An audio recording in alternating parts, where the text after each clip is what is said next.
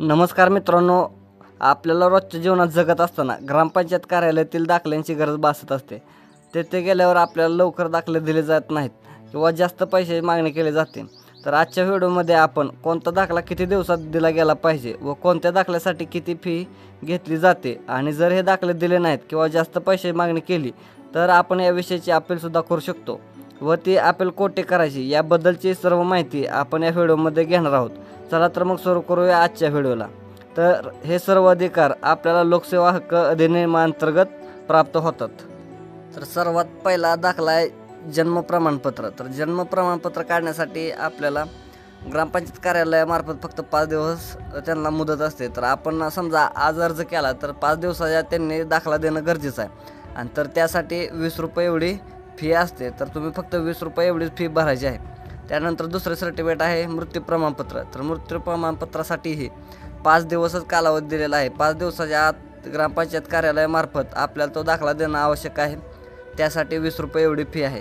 त्यानंतर विवाह नोंद दाखला म्हणजेच मॅरेज सर्टिफिकेट. तर मॅरेज सर्टिफिकेटसाठी तुम्हाला 5 दिवसच कालावधी दिलेला आहे. तर तुम्ही अर्ज केलेल्या तारखेपासून ग्रामपंचायत कार्यालयामार्फत 5 दिवसाच्या आत हा दाखला देणं आवश्यक आहे आणि त्यासाठी 20 रुपये एवढी फी असणार आहे.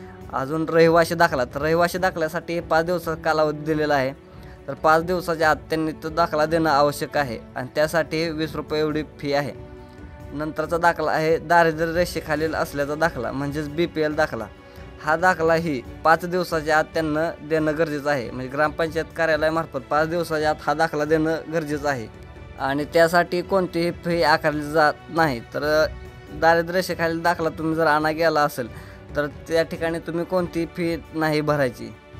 त्यानंतरचा दाखला आहे हयातीचा दाखला. तर हयातीचा दाखला हा श्रावणबाळ योजना असेल ह्या योजनेसाठी लागत असतो. तर तोही दाखला अर्ज केल्या तारखेपासून 5 दिवसाच्या आत त्यांनी देणे आवश्यक आहे आणि याही दाखल्यासाठी कोणतीही फी भरण्याची आवश्यकता नाही. नंतरचा दाखला आहे ग्रामपंचायत येणे बाकी दाखला. तर हाही दाखला 5 दिवसांच्या आत त्यांनी देणं आवश्यक आहे व यासाठी 20 रुपये एवढी फी आहे. नंतरचा दाखला आहे शौचालय दाखला. तर शौचालय दाखलाही 5 दिवसाच्या आत देणं आवश्यक आहे आणि यासाठी फी 20 रुपये एवढीच आहे. पुन्हा 8अचा दाखला म्हणजे शेतकरी बांधवांसाठी नमुना 8अचा दाखला लागत असतो. तर तो दाखला देण्यासाठी 5 दिवसाच्या आत हा दाखला दिला पाहिजे अशी या कायद्यात तरतूद आहे आणि यासाठी 20 रुपये एवढी फी आहे. पुन्हा निराधार असल्यास दाखला यासाठी 20 दिवसाच्या कालावधीच्या आत ग्रामपंचायत कार्यालयामार्फत हा दाखला देणे आवश्यक आहे व यासाठी कोणतेही शुल्क भरण्याची आवश्यकता नाही. विधवा असल्याचा दाखला या दाखल्यासाठीही 20 दिवसाची मुदत दिलेली आहे. 20 दिवसाच्या आत ग्रामपंचायत कार्यालयामार्फत हा दाखला देणे आवश्यक आहे व यासाठी 20 रुपये एवढी फी आहे. नंतरचा दाखला आहे परित्यक्ता दाखला. हा दाखलाही ग्रामपंचायत कार्यालयामार्फत 20 दिवसांच्या आत दिला गेला पाहिजे आणि यासाठी 20 रुपये एवढी फी असणार आहे.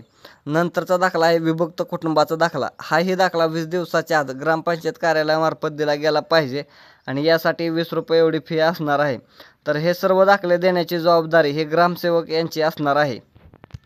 जर हे दाखले आपल्या दिलेल्या वेळेत किंवा जास्त पैशाची मागणी केली असता तर तुम्हाला अपीलही करता येणार आहे.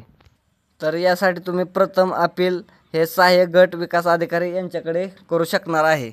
तर जर तुम्हाला जर काय अडचण आली असेल, तुमचा दाखला दिलेल्या वेळेत दिला नसेल किंवा जास्त पैशाची मागणी केली असेल तर सहाय्यक गट विकास अधिकारी यांच्याकडे तुम्ही प्रथम अपील करू शकता. जर तिथेही तुमचं काम झालं नाही तर तुम्ही द्वितीय अपील हे गट विकास अधिकारी यांच्याकडे करू शकता.